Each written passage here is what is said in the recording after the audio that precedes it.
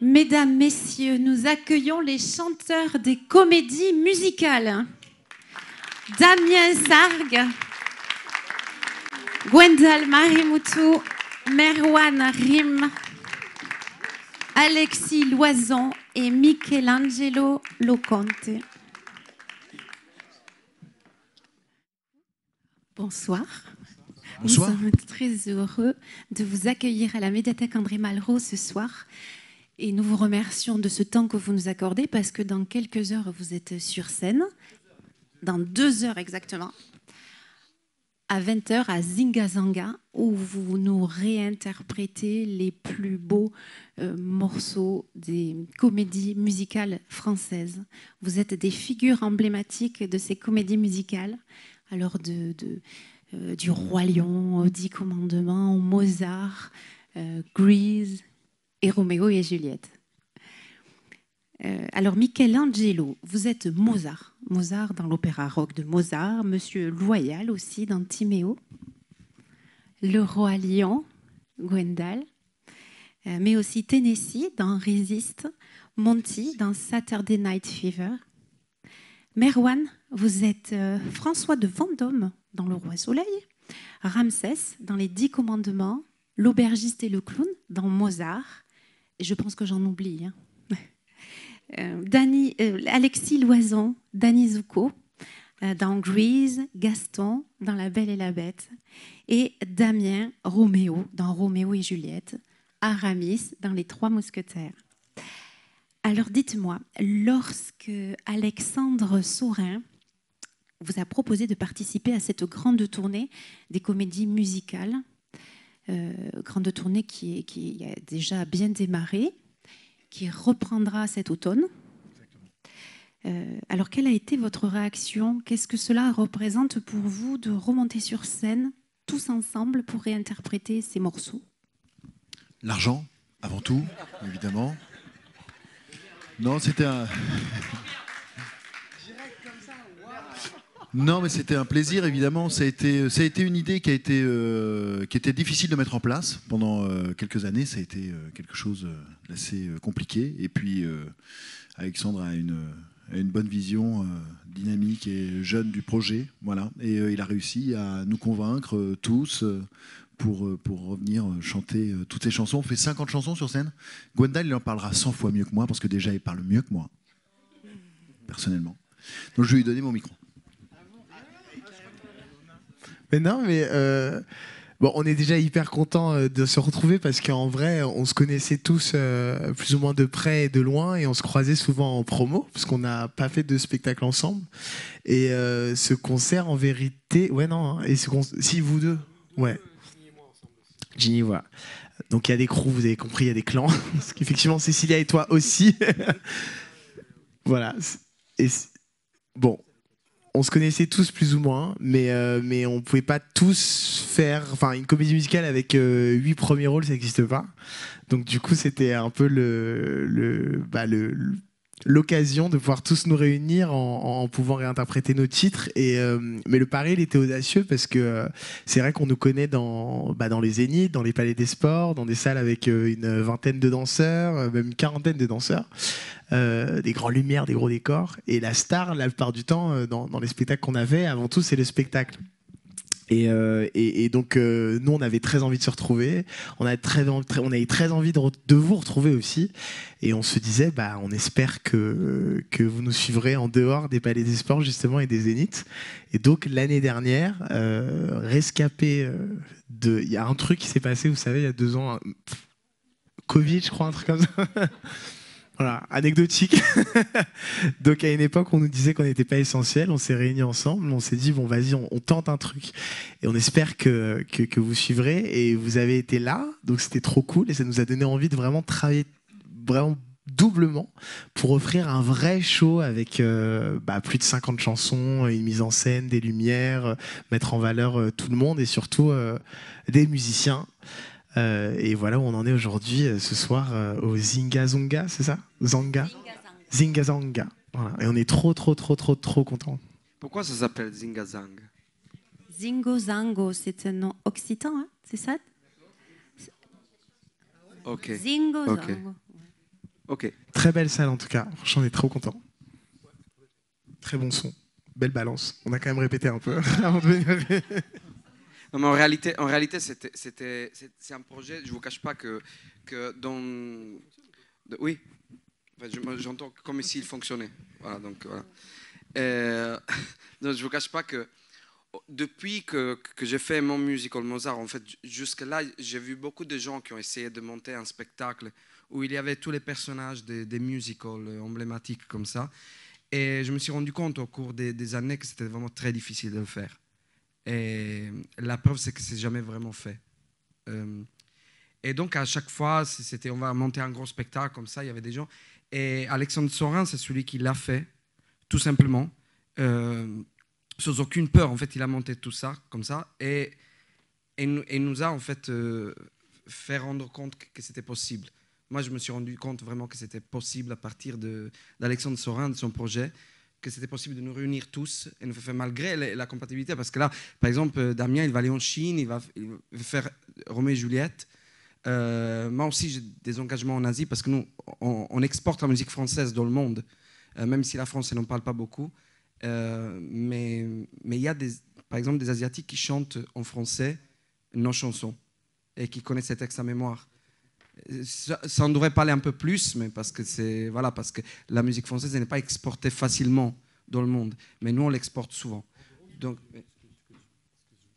si je peux me permettre, ce que je veux rajouter, c'est que ceux qui ont connu dans l'assistance cette période où en fait c'était très français, on jouait dans des salles comme le Palais des Congrès, on faisait des tournées dans tous les zéniths de France, etc. En fait, ça s'exporte en Asie en ce moment, et donc ça se joue de la même manière que ça se jouait il y a 20 ans en France. Et on joue ces spectacles-là en français, traduits sur les côtés, en chinois ou en coréen. Et c'est complètement dingue parce que nous, on arrive en terre inconnue totale. Et on découvre qu'en fait, les gens connaissent ce spectacle-là alors qu'ils l'ont juste vu en DVD ou sur YouTube. Donc c'est assez impressionnant comme truc. Et je ne sais pas pourquoi je parle de ça. Et pas que, je veux dire, on a fait même, à l'époque, on a fait même la Russie quand c'était possible. Donc voilà, l'Ukraine, tous ces pays-là de l'Est. Parce que, voilà, le French musical plaît dans le monde. Et nous, bon, on les différencie beaucoup de Broadway et du West End, mais pas eux. C'est-à-dire pour eux, on est un phénomène à part, c'est-à-dire c'est West End, c'est Broadway et c'est le French musical. Donc, et par certains cas, même, ils nous disent que c'est plus amusant parce que nous, on regarde le public, on peut interagir avec eux.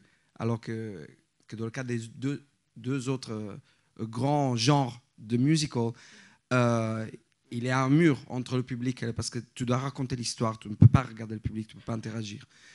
Donc je trouve que c'est très, très difficile de réunir plein de gens qui voyagent à gauche, à droite, mais là vraiment, je me rends compte que c'est possible grâce à Alexandre, et même j'hallucine à quel point c'est possible, à quel point ça marche. Même en France, je vois que le public revient en fait, nous voir. Des millions de spectateurs, en fait, en France, en Europe, à l'étranger. Vous avez une idée du nombre? Non, mais c'est beaucoup. Je sais qu'avec Roméo, on est à plus de 10 millions de spectateurs dans le monde depuis 2001. Mais je crois que Notre-Dame, ils sont à plus de 15 ou millions, un truc comme ça. Donc, ouais, c'est beaucoup de spectateurs.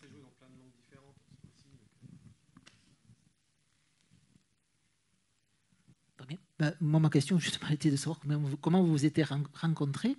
Mais bon, vous avez déjà en partie répondu. Qui a travaillé avec qui déjà dans les comédies musicales? Moi, beaucoup avec Merwan. Oui. Ouais. Vous aviez tous les deux. D'accord. Avec Cécilia, mais avec Alexis, on a fait la même comédie musicale, mais pas en même temps. On a fait le même rôle, mais pas en même temps. Et Alexis a fait aussi Roméo dans Roméo et Juliette. Ouais, en Asie, justement. Pendant que Damien faisait les Trois Mousquetaires à Paris. Voilà. Et le spectacle, il tourne, il en faut... Cécilia dans Grise et toi aussi dans Grise. Oui, Cécilia et moi, on a tous les deux joué dans une production de Grise, mais différente. En tant qu'artiste, jeunes artistes, lorsque vous étiez enfant ou jeune, est-ce que vous projetiez déjà d'être chanteur, d'être dans les comédies musicales, ou est-ce que ça s'est fait sur votre cheminement artistique? Moi, personnellement, ça s'est fait par hasard parce que je voulais faire une carrière d'acteur, simplement.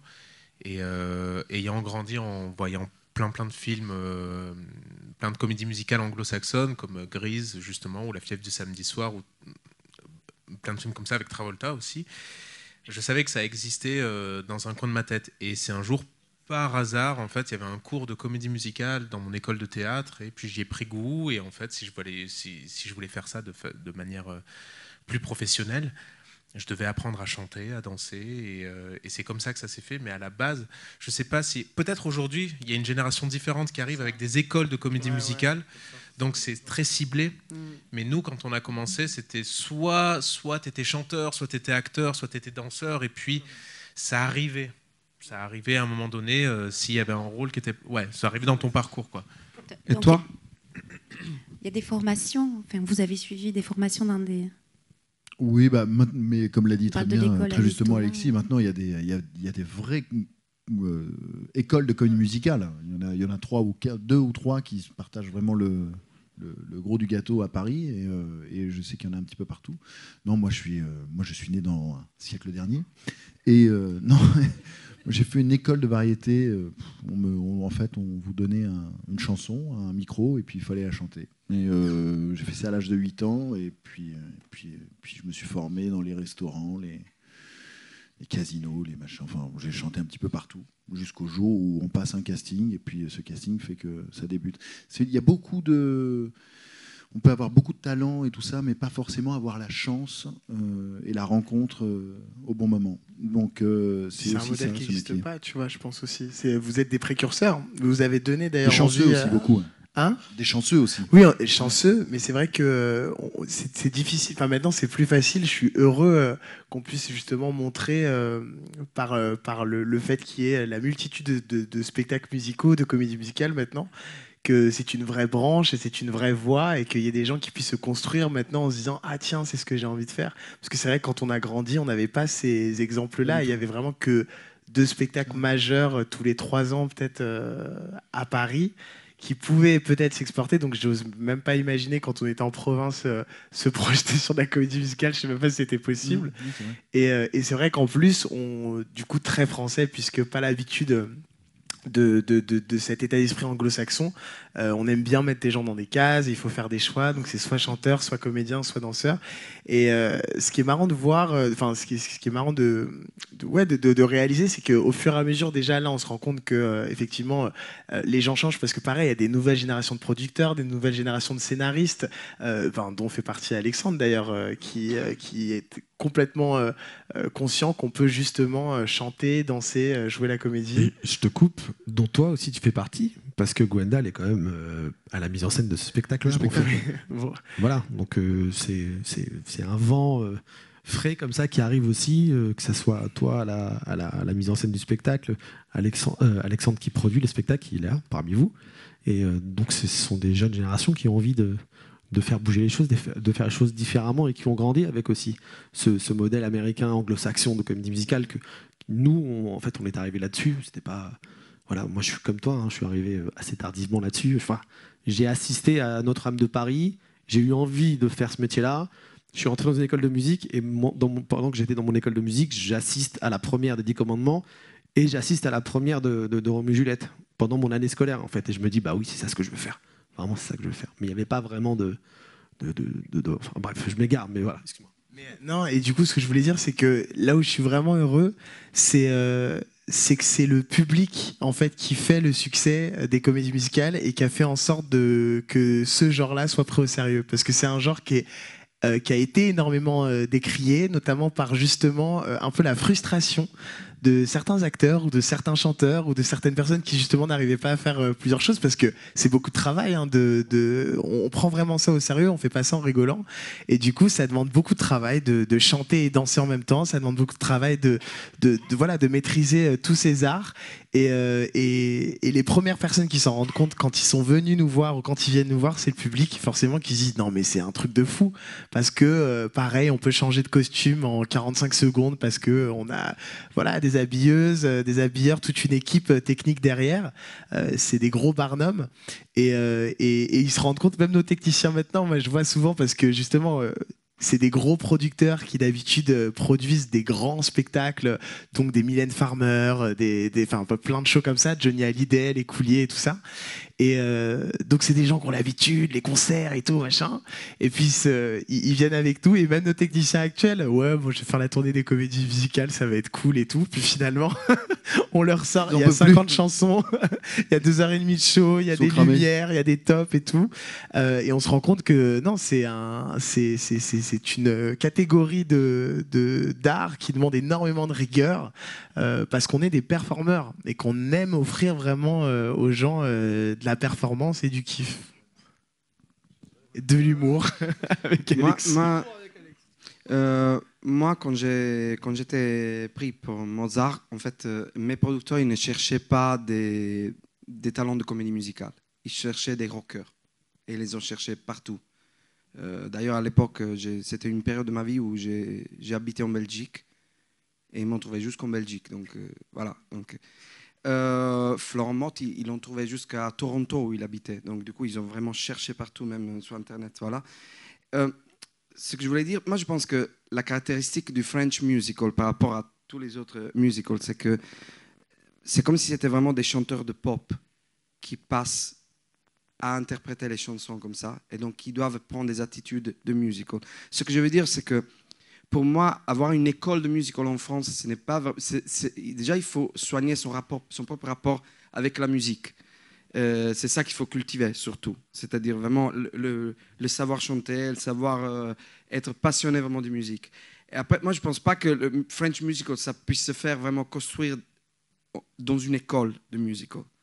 Par contre, je pense qu'on peut cultiver des talents et les faire aller loin dans l'interprétation jusqu'à interpréter le French musical. Parce que là, ce que je vois, on est tous des chanteurs de pop qui ont appris à interpréter en fait les textes des musicals et le théâtre du musical. Mais en fait... on est des anciens. Ouais. Qui dans l'assistance vient voir le show ce soir? Ok, les 5 devant, d'accord. Et pourquoi? Attends, comment ça se Non, là, il y a un problème de ratio. Comment ça se déplace à 18h? On vous a obligé à venir, Faut venir ce soir. Il reste des places, non? Ah, venez, on va s'amuser. Ah ouais, venez.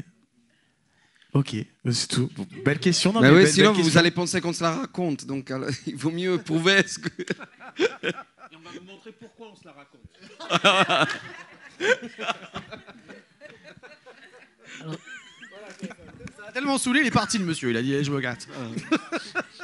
alors, je voulais en profiter, vous parliez tout à l'heure de casting. Comment ça se passe un casting pour une comédie musicale comme ça comment on se présente, comment on est choisi Bah oui, c'est vrai, c'est comme un entretien d'embauche, sauf que mais pire, Beaucoup pire.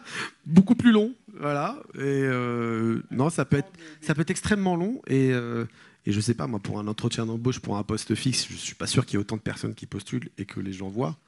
Là, voilà, c'est ça. Moi, je sais qu'à l'époque où j'ai passé le casting des 10 commandements, j'étais dans un lot de 650 personnes et ils en cherchaient 7. Ok. Et moi, j'avais 22 ans. Et je me suis dit, jamais de la vie, on me dira, tu fais partie des 7, quoi. Et puis ça s'est étalé sur 3 mois, comme ça. J'ai vu, je passais devant Pascal Obispo, Elie Chouraki, Kamel Wally. Ça s'est étalé sur 3 mois, et à chaque fois, on me disait, tu passes l'étape supplémentaire, et puis ça s'est fait en 4 étapes, et à la 4e, on me dit, tu fais partie des 7, quoi. Mais ça peut être difficile. Je ne sais pas s'il y a des gens qui chantent, qui jouent, qui font de la comédie ou tout ça, mais passer à une audition, c'est particulier, quoi. Ouais. Et puis, il y a un autre format de casting, en fait, c'est quand vous passez pour un spectacle qui existe déjà quelque part dans le monde, comme par exemple Le Roi Lion, ou La Belle et la Bête, ou Grease, ou... Enfin voilà, quand on reprend une licence, un spectacle qui a déjà été mis en scène quelque part, vous devez correspondre au personnage. Et au-delà... Alors, parce qu'en fait, je dis ça par rapport à l'entretien d'embauche, c'est pas vraiment vrai, parce que surtout, vous ne devez pas juste être bon, vous devez correspondre au puzzle.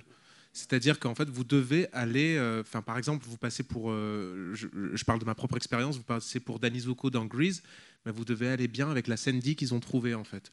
Ou alors, si vous passez pour Gaston dans La Belle et la Bête, il faut que ça matche avec Belle, avec son père, avec la Bête. Il faut que ça ressemble au dessin animé, qu'il y ait un équilibre. Et en fait, vous devez faire partie d'une troupe. Et des fois, vous êtes peut-être le meilleur dans ce que vous faites, mais en fait, vous correspondez pas au reste de la troupe qu'ils ont déjà choisi. Donc il y a une forme d'injustice, et c'est pour ça que Damien parlait de chance aussi. C'est qu'en fait vous correspondez. C'est vous en fait. Vous êtes peut-être pas le meilleur acteur, le meilleur chanteur, le meilleur danseur, mais c'est vous. Et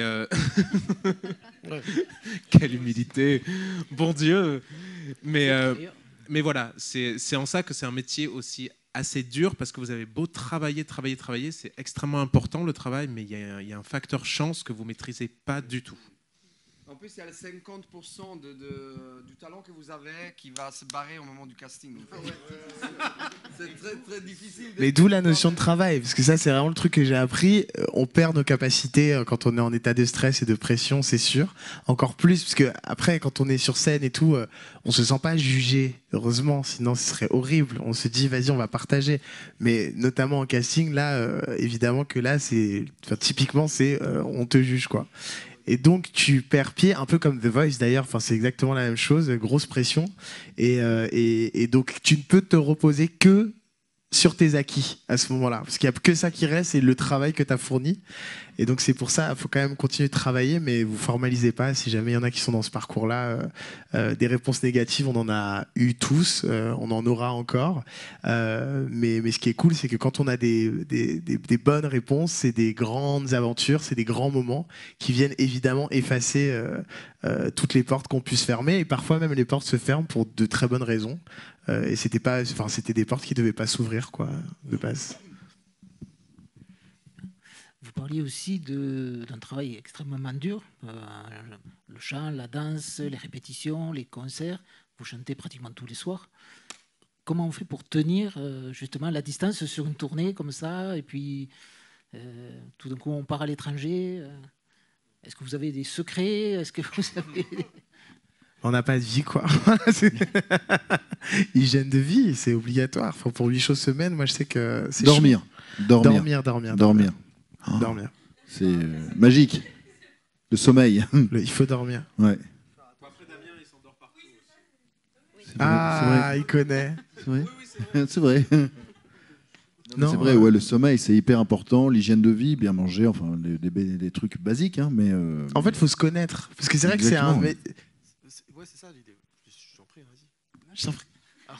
Non, mais ce que dit Gondal, c'est qu'il a raison, il faut se connaître en fait. Et on est tous différents, on connaît les limites de chacun, enfin, de ses propres limites en fait. On sait qu'il y a des choses qu'on peut faire, d'autres qu'on ne peut pas faire. On ne peut pas sortir dans un endroit où il y a une clim qui est à fond la caisse et où les gens crient, parlent très très fort, on se préserve. Nous, on parle doucement parce qu'on sait qu'on a des choix à faire. Donc, faut se connaître après simplement, quoi. Mais c'est un apprentissage sur soi qui s'étale sur des années en fait. Voilà, on se dit pas bah ça y est, c'est bon, j'ai trouvé la technique quand j'ai 20 ans, quoi. Puis à chaque étape, ça change. Plus on avance dans l'âge, plus on fait gaffe, quoi. Voilà. Non, mais c'est vrai que moi je me connais, donc vraiment c'est pas d'alcool, pas de cigarettes, mais il y en a qui arrivent totalement à le faire et ça sort nickel. Donc moi je sais qu'il faut que je dorme, que je fume pas, que pareil je vais pas sortir et du coup c'est une part de sacrifice, mais on se plaint pas du tout. Mais forcément oui, on va pas suivre nos potes forcément dans un bar où il y a de la musique parce qu'on sait que du coup toute la soirée on va devoir parler fort, mais donc je te racontais et du coup c'était vraiment cool. Bon, on connaît ces genres de situations, mais le lendemain tu vois on est genre ouais c'est cool et sauf qu'on doit chanter et le fait d'être pareil, on a fait beaucoup de création. Et souvent, quand on crée un spectacle, du coup, il n'y a pas vraiment cette notion de doublure parce que le rôle est fait vraiment pour nous et puis on a été médiatisé pour et tout. Donc, on évite au maximum. Enfin, on se fait jamais remplacer. Et qui dit jamais remplacer dit faut pas tomber malade. Mais ça dit aussi, par exemple, je sais pas, notre sœur ou notre frère, il se marie ou je sais pas, il accouche ou il faut aller à machin, parfois même des funérailles et on va louper ces moments-là parce que le show avant tout. Et voilà, c'est la part aussi de sacrifice qu'il faut faire pour être là tous les soirs. En fait, non, juste, je vais répondre à ça parce que... Vous avez 20 minutes ? Mais non, ça va aller vite. En fait, quand on rentre à faire partie d'un travail comme ça, on se rend compte, nous par exemple, on est des artistes, on n'est pas comme les autres artistes qui ont des carrières solo comme ça, nous qui travaillons souvent en troupe comme ça. Justement, comme vous disiez, on doit en fait travailler parfois tous les jours, chanter tous les jours. Donc, vous dites comment vous faites. En fait, on apprend à se dépasser, à dépasser une certaine énergie. Et pour ça, on a récupéré forcément une énergie qu'on avait quand on était enfant. Et on l'a gardée dans notre vie d'adulte. C'est obligé, surtout une énergie physique. On ne peut pas être trop statique quand on fait ce métier. On ne peut pas être trop adulte quand on fait ce métier. Et quand vous arrivez, en fait, quand vous donne le rôle, la première sensation qu'on a, certains artistes penseront que c'est individuel, mais en fait, ça nous met tous d'accord sur ça. On a une sensation genre de se sentir des impostures. On commence à se demander pourquoi je suis là, à la place de beaucoup d'artistes, pourquoi je fais un premier rôle, pourquoi je fais un deuxième rôle, comme ça, d'un spectacle aussi important.